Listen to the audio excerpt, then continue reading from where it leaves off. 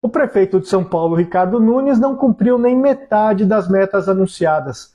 Um levantamento do painel de monitoramento informa que ele cumpriu apenas 42% das 86 metas anunciadas. Na área da habitação, por exemplo, nenhuma meta foi completamente atingida, só parcialmente. Já nessa reportagem, mostra que, segundo a própria prefeitura, as áreas mais problemáticas são educação, cultura e transporte. Na educação, por exemplo, a nota dos estudantes caiu em relação aos anos anteriores.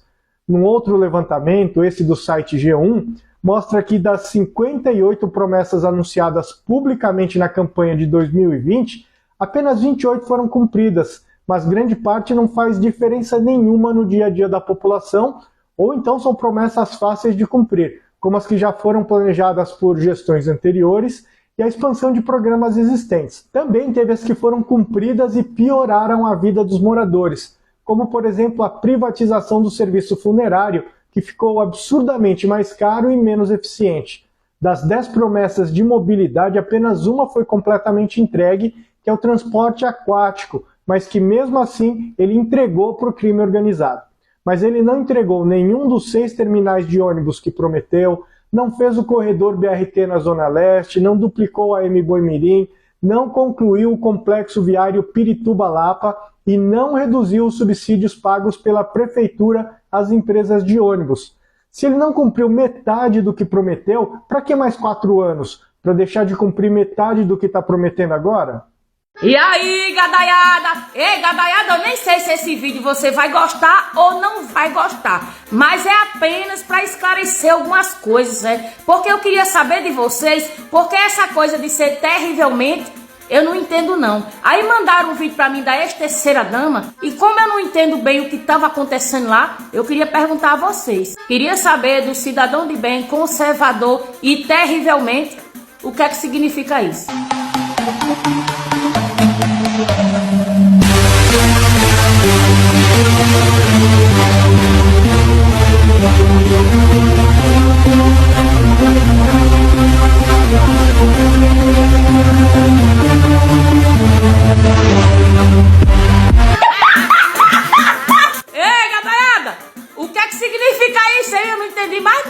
E outra coisa, vocês observaram que todo período eleitoral a ex-terceira dama anda sem maquiagem?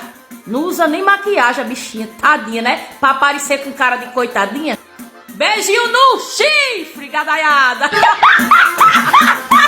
Tiago tá risonho e fez o seguinte comentário. Desde quando foi o governo Lula que criou o Bolsa Família? Bora lá, Tiaguinho? No dia 20 de outubro de 2003, ainda no primeiro mandato do presidente Lula, a medida provisória de número 132 criava o Bolsa Família. Uma unificação de outros programas sociais importantes criados no governo Fernando Henrique Cardoso. O Bolsa Família, que foi uma iniciativa para transferir renda às famílias mais vulneráveis, surgiu no âmbito do Fome Zero. Deixou de ser medida provisória em 2004, quando foi oficializada no dia 9 de janeiro de 2004, a Lei 10.836, que criava oficialmente o Bolsa Família. Logo, meu amigo, eu espero que você possa continuar sorrindo, mas que você leve para a sua vida.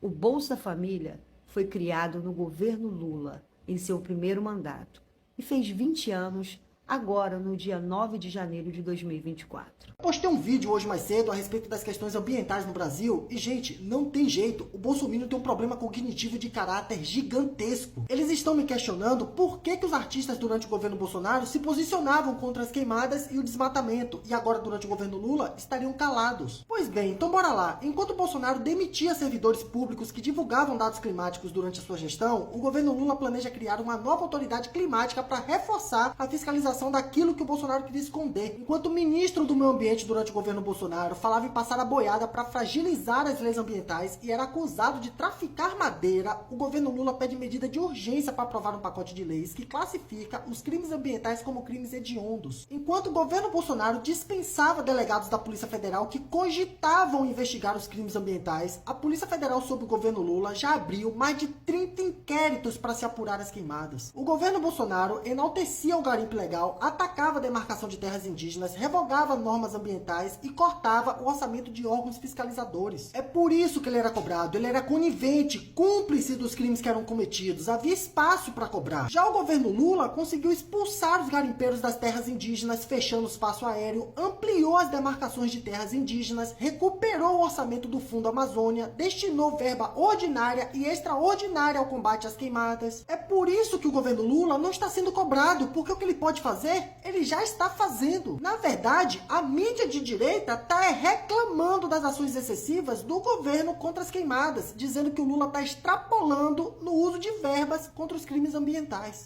É inegável que a democracia vive hoje seu momento mais crítico desde a Segunda Guerra Mundial.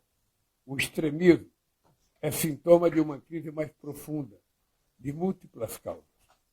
A democracia liberal demonstrou-se insuficiente e frustrou as expectativas de milhões. Ela se tornou apenas um ritual que repetimos a cada 4 ou 5 anos. Um modelo que trabalha para o grande capital e abandona os trabalhadores à própria sorte não é democrático. Culpam migrantes, mulheres e minorias pelos problemas da atualidade. E fazem isso tensionando os limites das instituições democráticas. Ceder diante dessas narrativas é cair em uma armadilha. Recuar não vai apaziguar o ânimo violento de quem ataca a democracia para silenciar e retirar direitos. A experiência brasileira mostra que o equilíbrio entre os poderes constituídos e a resiliência e o fortalecimento das instituições são cruciais na proteção desses princípios. Somente uma democracia revigorada nos permitirá equacionar os dilemas de nossa sociedade e do mundo contemporâneo. Libertino. E as pessoas passaram a ter mais relações desprotegidas. Nós tivemos um enfraquecimento sistemático do papel do casamento na sociedade. As pessoas passaram a enxergar casamento como algo quadrado, casamento como algo negativo.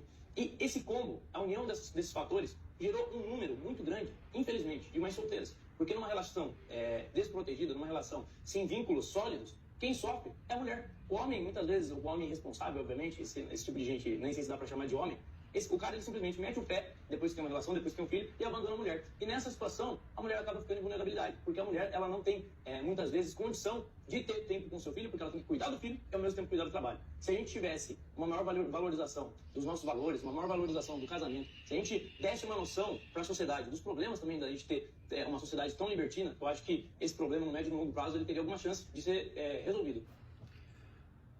Se você é uma família que tem filhos e precisa utilizar creches para seus filhos, sendo homem ou mulher, procure vereadores e candidatos que conheçam essa realidade, talvez alguém que tenha filho ou que pelo menos convive com isso para escolher o seu candidato. Se você é um adolescente virgem, os incels, celibatários, né? Que não gostam de mulheres ou não têm respeito pelas mulheres, que acreditam em fantasias, você escolhe um candidato nessa linha. Galera, eu tenho uma dúvida e a minha dúvida pode ser a sua dúvida. Segundo o governador de Goiás, Caiado, falou com Gustavo Lima e disse para ele se afastar do casal, que tinha ordem de prisão para eles. E eu não entendo uma coisa, galera. Por que o Caiado, que é governador, não deu essa ordem de prisão, sabendo que tinha uma ordem de prisão para esse casal? Ou então, ele poderia ter falado para o ministro, né, Nunes Marques, ter chegado com ele. Porque, cara, fica estranho. Como é que o ministro Nunes Marques não sabia que esse casal tinha recebido uma ordem de prisão da Justiça de Pernambuco? Tá estranho, cara, essa conversa. O negócio tá embolado, entendeu? Então a minha dúvida pode ser a dúvida de vocês. Porque se eles tinham ordem de prisão, Ronaldo Caiado sabia dessa ordem de prisão, pediu pro Gustavo Lima se afastar desse casal, por que ele não chegou com o ministro do STF, que tem poder de polícia, e o mesmo ministro do STF, Nunes Marques, não chegou com o casal, ó, vocês estão presos. Aqui, ó, tem uma ordem de prisão, né, do estado de Pernambuco, da justiça de Pernambuco para vocês. Então vocês não vão descer em lugar nenhum, vocês têm que me acompanhar. Hã? Por quê? Tem muita coisa aí, cara, que estão deixando de analisar. Muita coisa, cara. Muita coisa estranha aí, ó. Esse angu aí tem muito caroço. E agora, né, Caiado convida Gustavo Lima para ser senador, né, em Goiás, para ter foro privilegiado. Porque ele vai ser protegido agora pelo André Mendonça e o Nunes Marques? Vai ser isso? Curte, comenta e compartilha, tamo junto. Uma coisa que é muito difícil de compreender são as pessoas negras, né? As pessoas afrodescendentes que votam em candidatos da direita. Porque, assim, todas as pessoas racistas, todas as pessoas que odeiam a cor delas, também votam nesses mesmos candidatos, entendeu? Tu nunca vai ver um racista votando no PSOL, você vai ver o racista votando nos candidatos da direita. Isso é óbvio. As políticas públicas dos candidatos de direita são segregadoras, são para beneficiar uma parte pequena da população, né? Que é a burguesia. Você não vê nenhum candidato de direita falando que vai melhorar a vida dos mais necessitados. É sempre aquela pauta moral, né? Falando de Deus, falando de bons costumes, porque bom costume é só da boca para fora. Porque tudo que eles condenam em público, eles fazem no particular, né?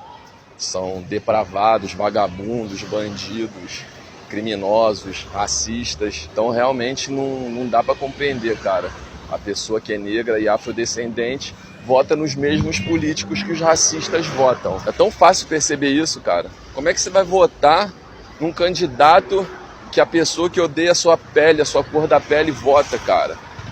Percebe que tem alguma coisa estranha nisso? Isso equivale também para a galera LGBTQI, né? Óbvio, todos os homofóbicos votam na direita. E para a classe mais pobre, né? Que também tem muita gente que tem preconceito contra pobre e que, obviamente, vai votar nesses candidatos vagabundos da direita. Que é poucas ideias para reaça, para facho, para racista, para elitista, para burguês. Mais um desabafo. Me segue e comenta aí também que ajuda. Comenta.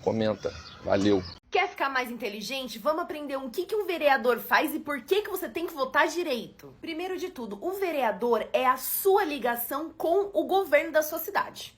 Então, tudo que você e a sua comunidade precisarem de melhorias, de políticas que sejam responsabilidade do governo, é o vereador que vai fazer isso acontecer. E como que o vereador faz isso acontecer? Primeiro, os vereadores são os que propõem e aprovam as novas leis do município da sua cidade. Então, se esse for o seu caso, ele vai fazer isso. Se não, os vereadores também trabalham, discutem, propõem, junto com o prefeito e os secretários, novas políticas públicas e ações para a sua cidade. Então, por exemplo, se o seu vereador sabe que na sua região não tem uma OBS e precisa muito de uma OBS, ele vai chegar no prefeito, vai levar até o prefeito essa demanda. Olha, lá na Sapopemba precisa de uma OBS, e aí? E aí eles vão discutir sobre isso e fazer isso acontecer. Outra coisa extremamente importante que o vereador faz, aprova a lei orçamentária anual, ou seja,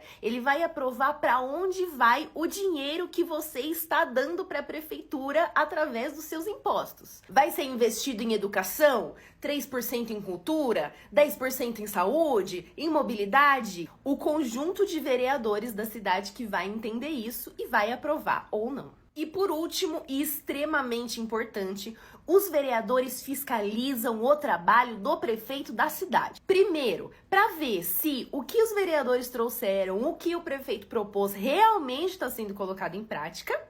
E também para ver se não está acontecendo alguma maracutaia, alguma coisa errada, alguma corrupção ali no meio do executivo.